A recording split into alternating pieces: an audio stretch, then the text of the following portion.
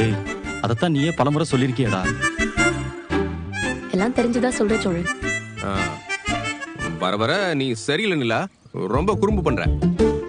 உன் கூட நிறைய பேசுதுல்ல, அதான் சேர்க்க சரியில்லை. அண்ணன் நீங்க அவரை ஓட்டுறீங்களா இல்ல என்ன ஓட்டுறீங்களா? ஐயோ நான் அவனை தான்ப்பா சொன்னேன், உன்னை போய் சொல்லுவேனா? உடனே கூட்டு சேர்ந்துருவீங்களே. என்ன பேசிட்டு இருந்தீங்கன்னு கேட்டேன், அதுக்கு இதுவா பதிலு? ஆ, அது இப்ப மதியத்துக்கு என்ன சமைக்கலாம்னு 2 பேரும் டிஸ்கஸ் பண்ணிட்டு இருந்தோம். ஓஹோ, சரி என்ன செய்ய போறீங்க? அது என்ன போறீங்க? போறீங்கன்னு உன் காதுல கேட்டுச்சு?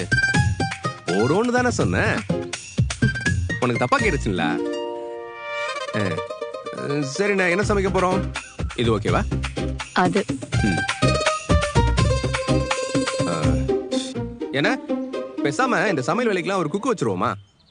ஏன்னா 3 வேளையும் சமைக்கிறதே ஒரு பெரிய வேலையா இருக்குல்ல. 3 வேளை சமைக்க 15,000 ரூபாய் கேட்பாங்க, நீங்க கொடுப்பீங்களா? 15,000 தானே, கொடுத்துடலாம். டேய் நிலா உன்னை கிண்டல் பண்ணுதுடா. 15,000 கொடுப்பியா நீ? நீ காசு நிறைய வச்சிருந்தா வாங்கின கடனை அட, அதை விட்டுட்டு குக்கு வைக்கிறேன்னு கோமாளி மாதிரி பேசிட்டு இருக்க. நீங்க பண்ற எக்ஸ்ட்ரா செலவே நான் கட் பண்ணணும்னு சொல்லிட்டு இருக்கேன், இதுல குக்கு வைக்கணுமா உங்களுக்கு? அண்ணனுக்கு வேலையை குறைக்கத நம்ம எல்லாரும் சேர்ந்து ஹெல்ப் பண்றோம், அதை ஒழுங்கா பண்ணீங்கனாலே போதும்.